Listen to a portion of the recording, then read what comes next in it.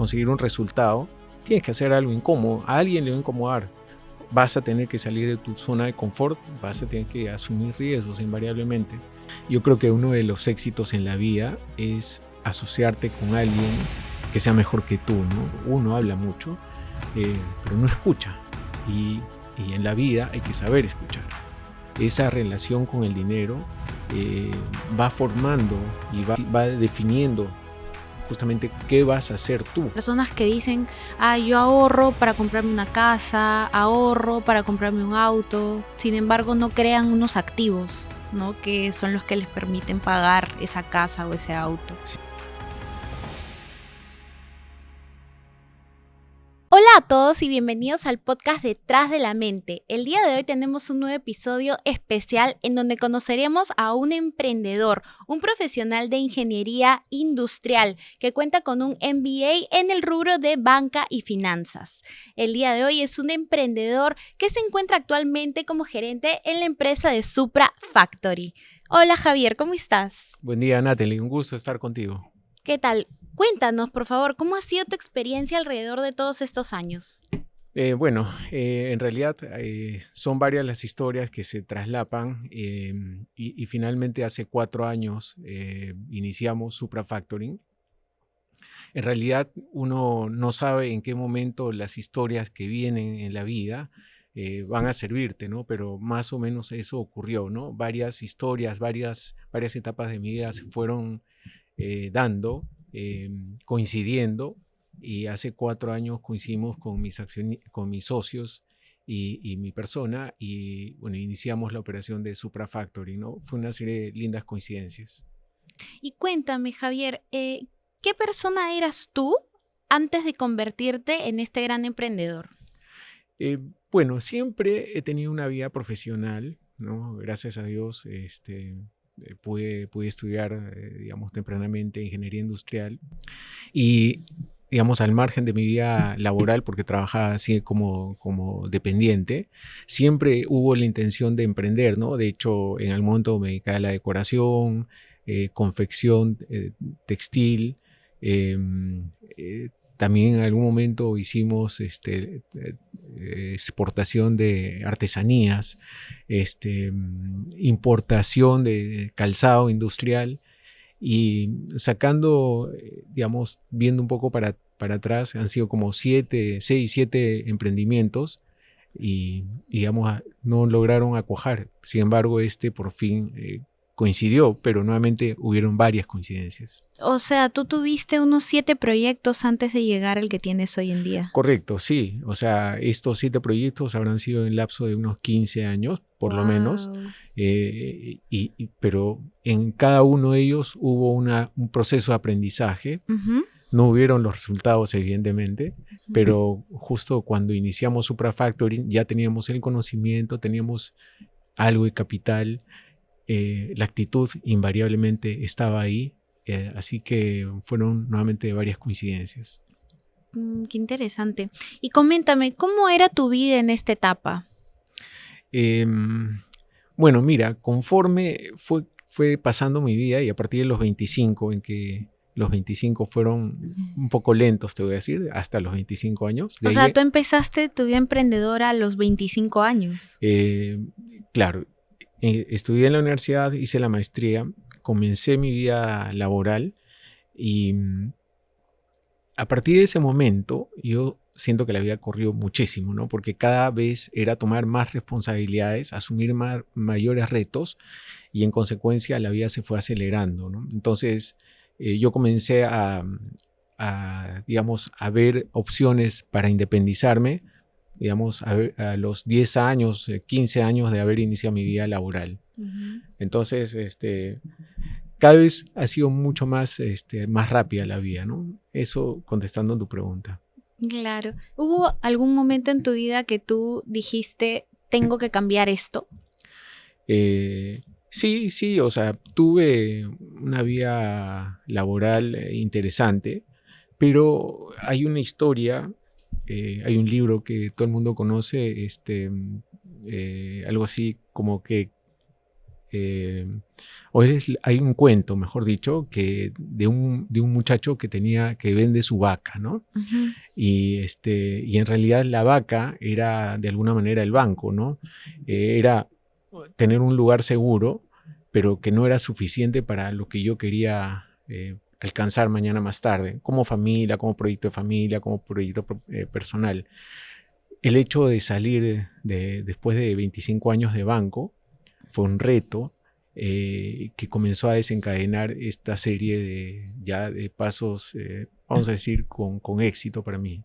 Cuéntanos, nosotros sabemos que tú tienes bastante experiencia profesional de unos 35 años Más o menos, aproximadamente, sí. sí. Y sabemos también que has tenido diversos puestos gerenciales, ¿no? Cuéntanos ese trayecto. Bueno, yo creo que la experiencia de manejar equipos implica varias cosas, ¿no?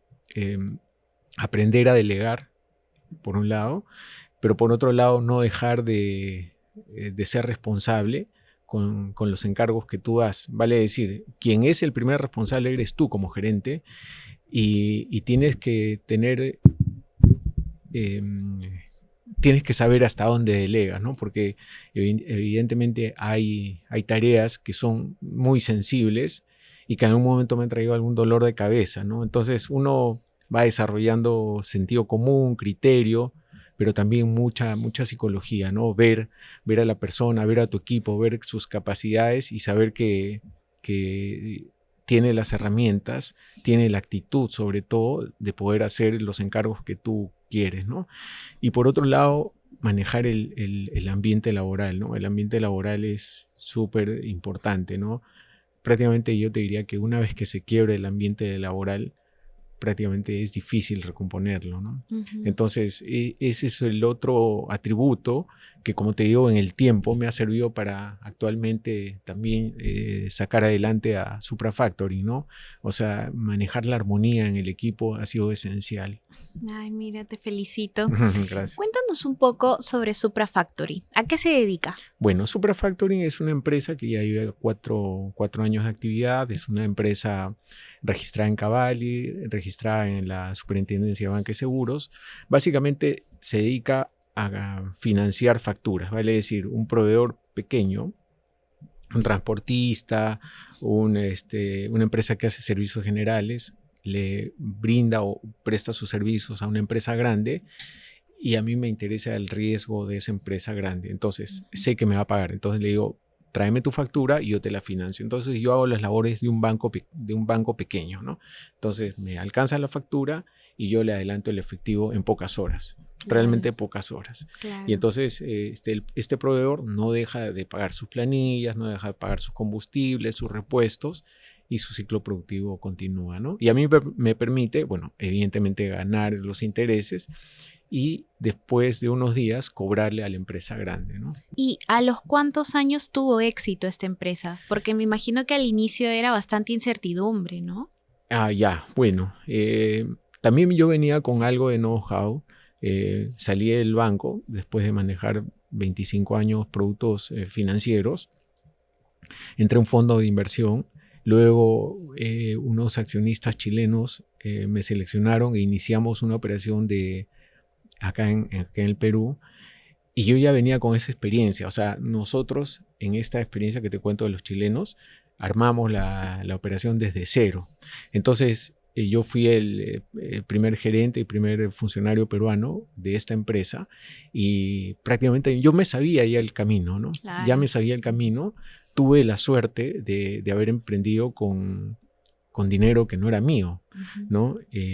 Vi también algunas situaciones en que podías cometer errores y toda esa experiencia la trasladé a Supra Factory, ¿no? Entonces, digamos, fue más fácil, vamos a decir. ¿Tú encontraste obstáculos al momento de iniciar? Sí, sí es cierto. Definitivamente, yo creo que uno de los éxitos en la vida es asociarte con alguien que sea mejor que tú, ¿no? Creo que tuve la suerte de encontrar gente valiosa con los que pudiésemos concretar el proyecto, ¿no? Eh, Evidentemente también la credibilidad que uno logra en el tiempo es un digamos, ingrediente importante para justamente atraer este tipo de personas, ¿no? Entonces, bueno, pero si hablamos de emprendedurismo en general, si te vas a asociar con alguien, y eso lo daría como consejo, trata de que esta persona tenga tus competencias o sea de repente mejor que tú, Claro, eso es muy importante. De ahí aprendes también por bastante. supuesto. ¿Tú consideras que hay características que tienen en común los emprendedores que logran crecer de manera sostenida? Sí, por supuesto. Una que sin duda tiene que tener un emprendedor es su voluntad, ¿no? Es una visión estoica. ¿A qué me refiero? Este dicho tan simple, ¿no? O sea, ¿cómo ves el vaso? ¿Cómo ves el vaso? Depende de ti cómo termine la historia. O sea, una situación se puede poner tensa, pero depende de todo el fuego, toda la intensidad que tú le pongas para que esa historia termine favorablemente, ¿no? Eh, Esto me hace recordar a esta escena de la película Terminator, cuando se le apaga el ojo al robot. En realidad, uno tiene que tener la fuerza de llegar al momento en que veas esa escena en tu vida diaria. Cuando tú sientas que figurativamente venciste o ganaste el problema, es que viste apagar ese ojo rojo, ¿no? Entonces, yo creo que esa determinación es vital, ¿no? O sea, si no tienes determinación, vas a tener muchos problemas y probablemente tu actitud caiga, ¿no? Y entonces yo creo que para un emprendedor es vital tener esta actitud de no dejar, no darse por vencido, ¿no? Y bueno, la otra es el trabajo, ¿no? El trabajo. O sea, el único sitio en donde el trabajo, o mejor dicho, donde el éxito está antes que el trabajo es en el diccionario. Después, siempre el éxito es consecuencia del trabajo, ¿no? Entonces yo creo que esas dos elementos son importantes para tener éxito en la vida. Para el público joven, no emprendedor que recién está iniciando, tú que ves todo este tema de financiamiento, ¿con cuánto crees que es posible empezar un negocio desde cero? Bueno, depende del rubro, depende, digamos, de cada momento. Pero en realidad yo creo, te voy a decir, quien quiere iniciar algo, lo inicia hasta probablemente con poco dinero, ¿no? O sea, lo importante, nuevamente, dentro de este buscar, dentro de ese planificar, la idea es encontrar las personas correctas, ¿no? Que puedan darte o tú compartir tu experiencia o el capital. Definitivamente es más difícil entrar sin plata, Solo. ¿no? Y sin plata, sí, Claro. sin duda, sin duda. Es mucho más difícil, probablemente tengas más posibilidades de fracasar. Te diría que, claro, si tienes 1 millón como para iniciar un negocio no vas a tener ningún problema, o por lo menos se te va a llenar el panorama, ¿no? Pero yo te diría que el que quiere, el que siente las ganas, o sea, va a buscar la manera de salir adelante. Claro. Sí. ¿Tú consideras, por ejemplo, que alguien puede iniciar un negocio con 3,000 soles? Sí, ¿por qué no? ¿Sí? ¿Por qué no? Sí, claro, o sea, en su tamaño, en su momento. Yo creo que, digamos, las empresas se parecen a las personas en su crecimiento. Un adolescente, supongamos, puede cargar 10, 15 kilos, ¿no? Si él mismo comienza a cargar 50 kilos, en poco tiempo va a tener, digamos, daños personales, lesiones, fracturas. Una empresa, si digamos, diseña todo para 3,000 soles, para ganar, no sé, pues, un margen que, digamos, sea autosostenible para esta persona, eh, digamos, puede hacer sentido. O sea, si él, digamos, vende 3,000, gana un 50%, gana, supongamos, 1,500 y vive de los 1,500 o vive de un poco menos, probablemente sí haya la posibilidad de ir capitalizando la empresa, ¿no? Pero si tú ganas 3,000 perdón, vendes, supongamos 3.000, ganas 1.500 y consumes 2.000, lo que estás haciendo es consumirte la empresa, ¿no? Entonces, yo creo que cada tamaño puede llevarte a tener un desarrollo, pero con paciencia, como digo, ¿no? Con paciencia. ¿Tú crees que el ahorro es importante para lograr un emprendimiento? ¿El ahorro mensual?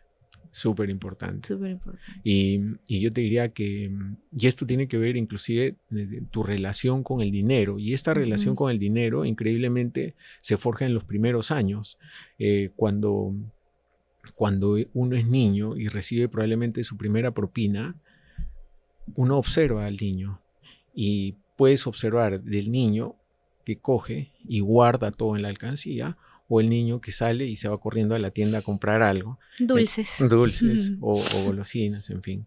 Entonces lo que te quiero decir es que esa relación con el dinero va formando y va definiendo justamente qué vas a hacer tú cuando seas grande, ¿no?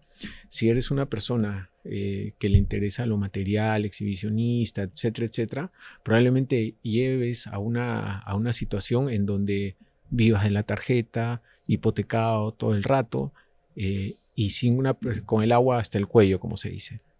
Pero claro, te endeudas bastante. Te endeudas, ¿no? Y claro, vives el corto plazo, pero en largo plazo estás ajustado, ¿no? En cambio, quien tiene ahorro, quien tiene conciencia de ahorro, mañana más tarde ese ahorro lo va a trasladar a la empresa, y esa empresa va a ser sostenible en el tiempo. Y yo he visto a lo largo de estos 30 y tantos años que tengo trabajando, la gente que tiene una buena relación con el dinero transmite esa buena relación a su empresa, y finalmente su empresa se hace sostenible, ¿no? Porque se preocupan en lo elemental, en lo vital, ¿no? Y no necesariamente viajes, no necesariamente ropa, no necesariamente buenos restaurantes. O sea, eso tiene que darse cuando lograste algo, no antes. Claro, sí, incluso hay muchas personas que dicen, yo ahorro para comprarme una casa, ahorro para comprarme un auto, sin embargo no crean unos activos, ¿no? Que son los que les permiten pagar esa casa o ese auto. Sin duda, ¿no? Sin duda. Y yo creo que estamos ante un peligro porque la sociedad actualmente, los medios de comunicación, las redes, te inducen a la experiencia, ¿no? Y yo veo, digamos, tengo gente cercana,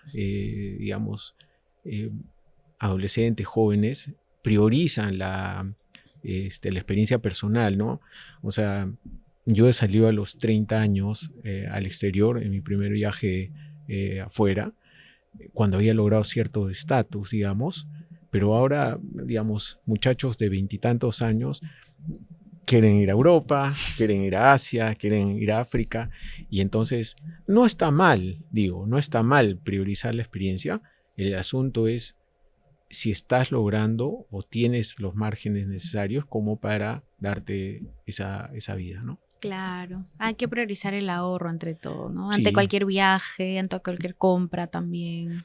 Sí, y sobre todo el ahorro te va a dar libertad.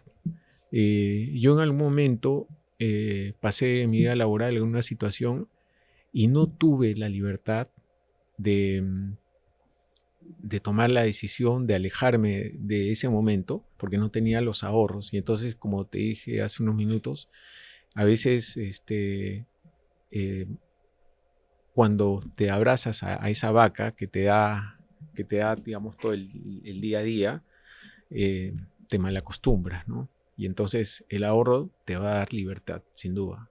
Qué interesante. Creo que ese es el error más frecuente que tienen las personas al momento de empezar un negocio, ¿no? Que todo el dinero que entra a la empresa se lo gastan en temas materiales, sí, ¿no? Sí, correcto.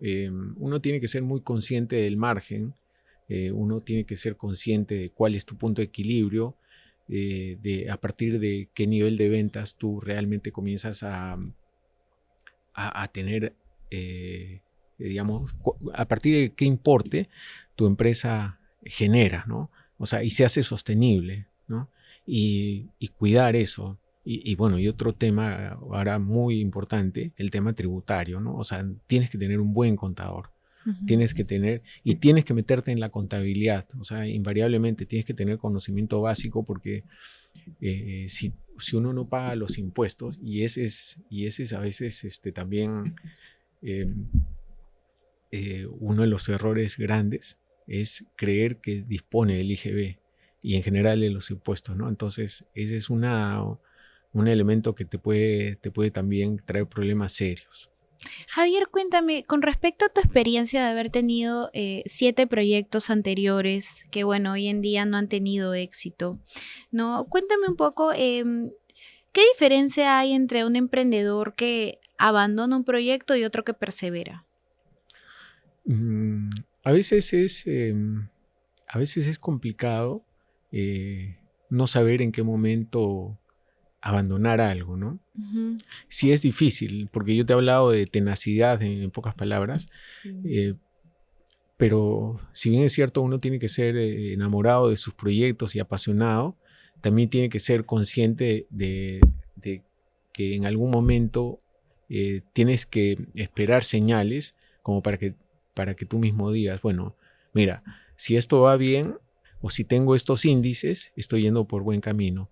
Pero si tengo estos otros índices, abandono el proyecto. Entonces ahí es importante siempre, a ver, estar enamorado de tu proyecto, pero también consciente de que si encuentras ciertos indicadores, vas a tener que salir.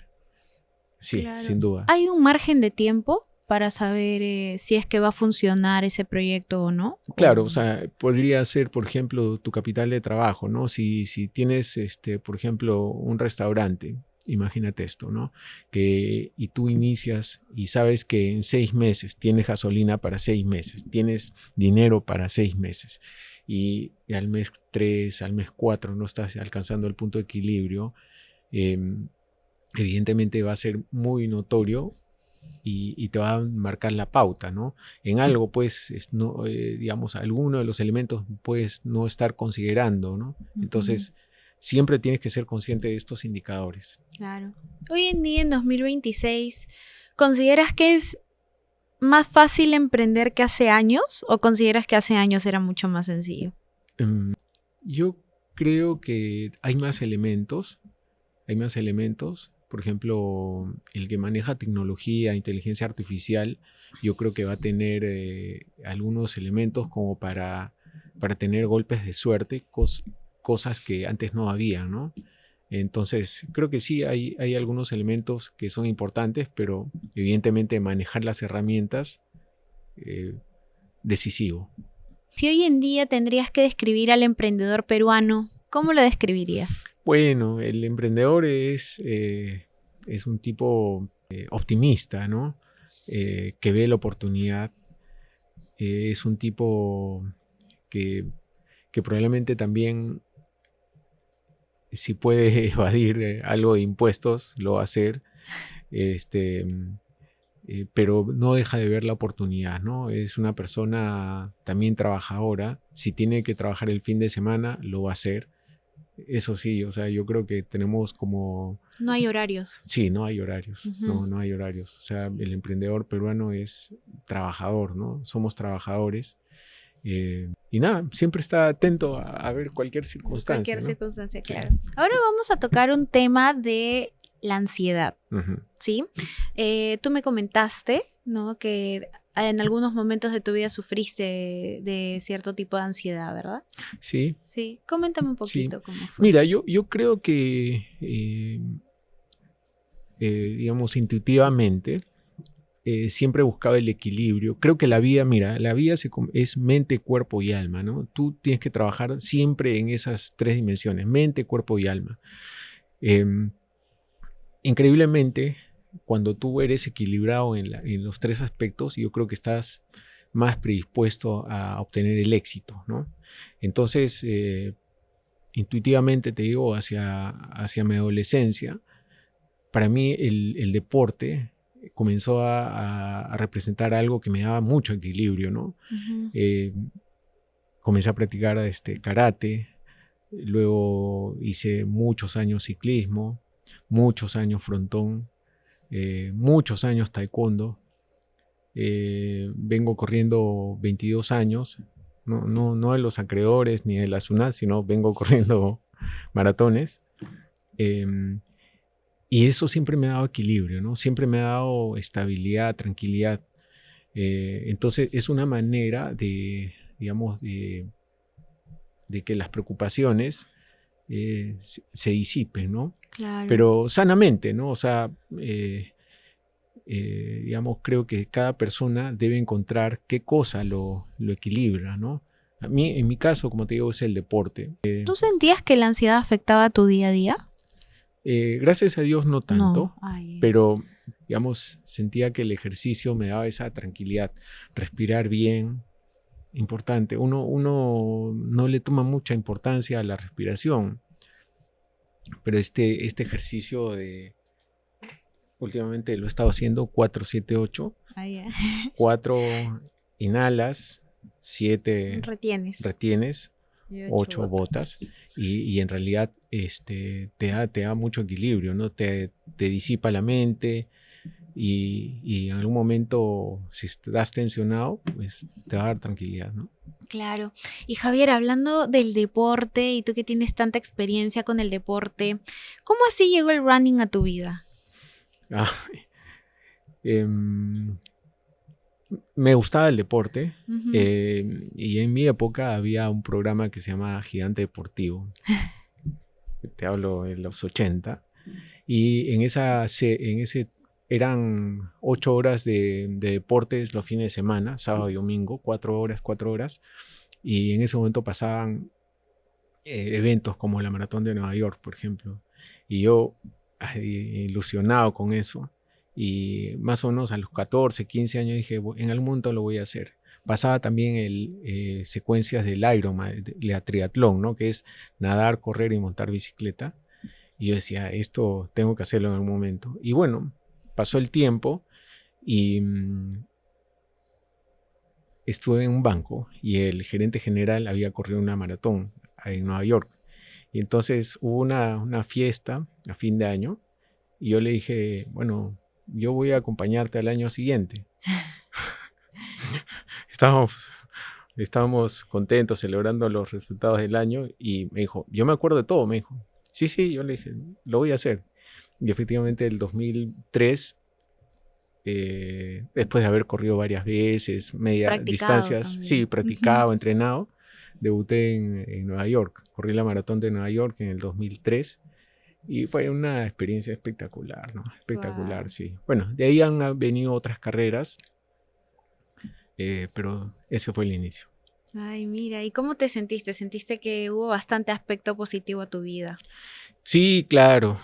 O sea, en realidad una afición es lo más importante de lo menos importante, porque para hacer eso quiere decir que pagaste la comida en la casa, pagaste tu alquiler, pagaste todo lo necesario para recién después dedicarte a algo que digamos, es importante, pero no antes.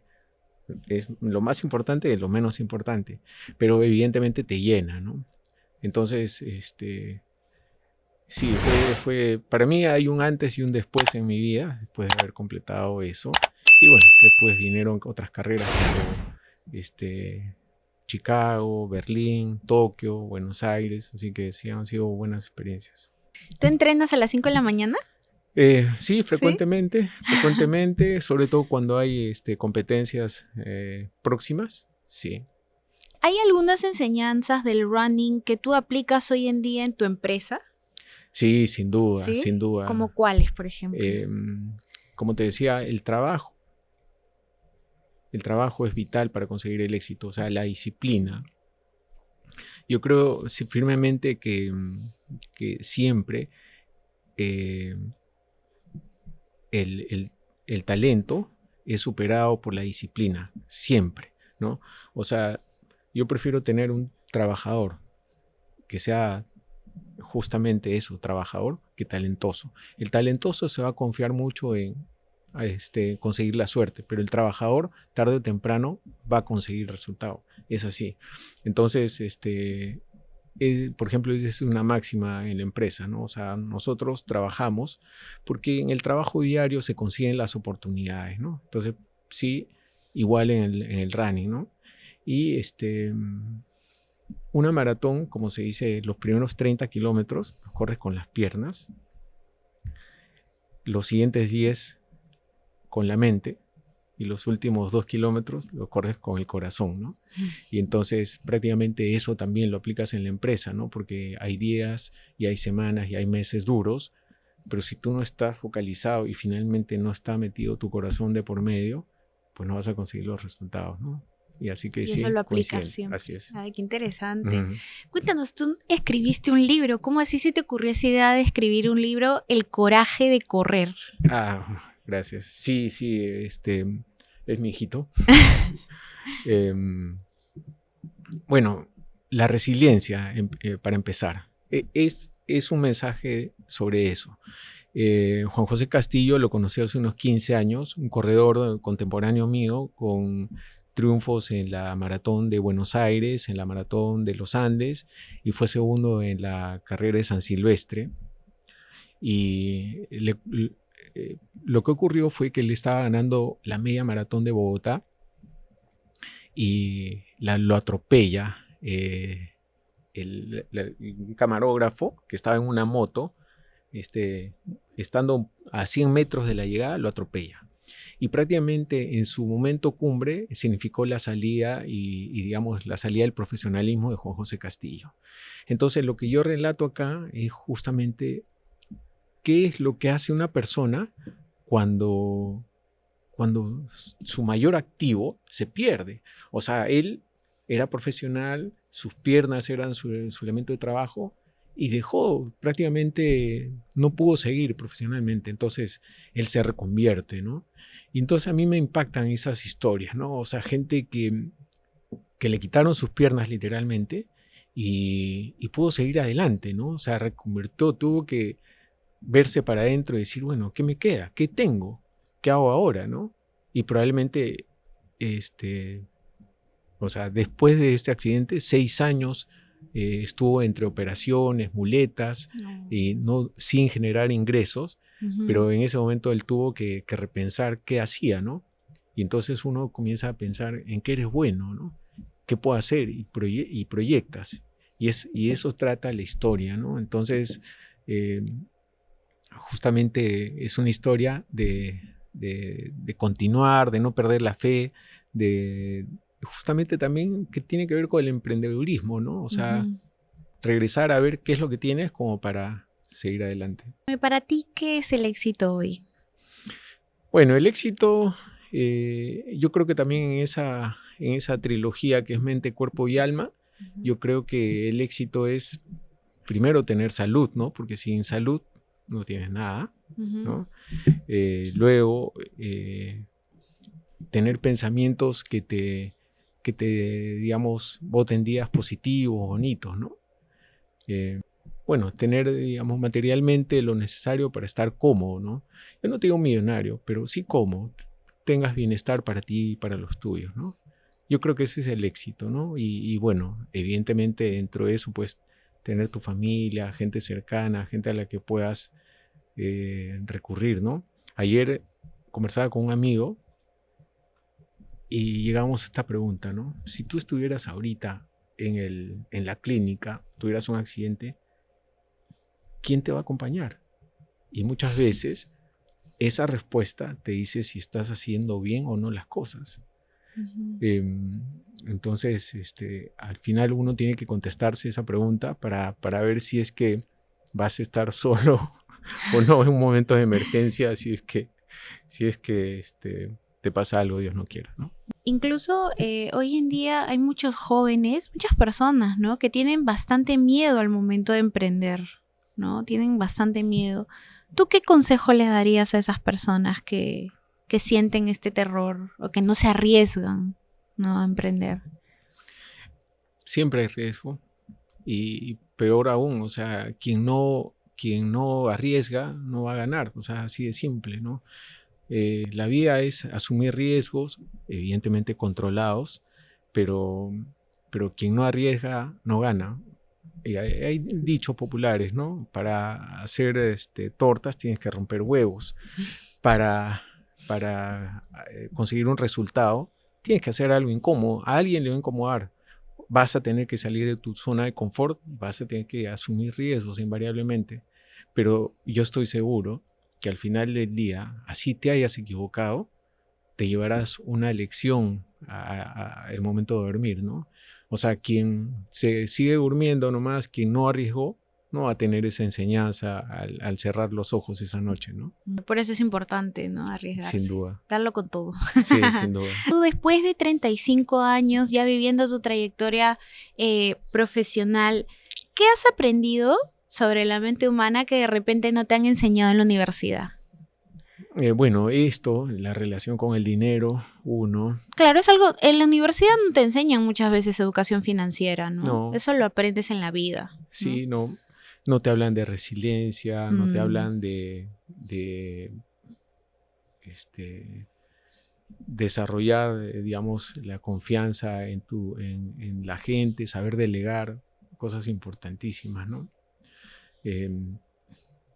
Yo creo que hay cosas también muy básicas, ¿no? Por ejemplo, ahí he escuchado un dicho que dice así, ¿no?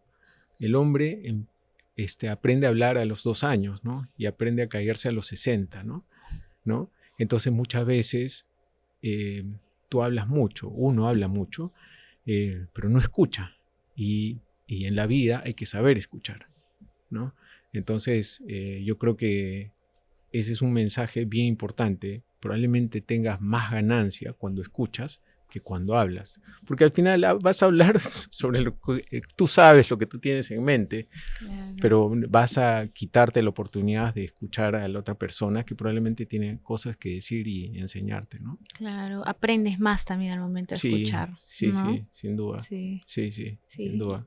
Listo, Javier, un gusto poder haber conversado contigo. Nos encanta tu libro, te deseamos muchos éxitos y tenemos un premio aquí para ti. Muy gentil. Con mucho cariño de parte del podcast Detrás de la Mente. ¿De un mensaje que quieras darle al público? Sí, bueno, no dejen de emprender, no dejen de luchar por sus sueños. El trabajo tarde o temprano da resultados y a veces hay mensajes tan simples como este, ¿no? Hay una película que se llama Quiero ser millonario, Slumdog Millionaire, y en realidad uno no sabe en qué momento se juntan las historias y en qué momento coinciden o te sirven las experiencias del pasado. Y eso me lleva a este mensaje final. Nunca pierdas la fe, porque algo bueno te va a traer la vida en la medida que tú también actúes de buena fe. Así que nada, Natalie, te agradezco por la oportunidad. Muchas gracias. Muchas gracias. Si esta historia te gustó, te invitamos a que por favor la compartas por redes sociales. Listo. Chao, chicos. Gracias.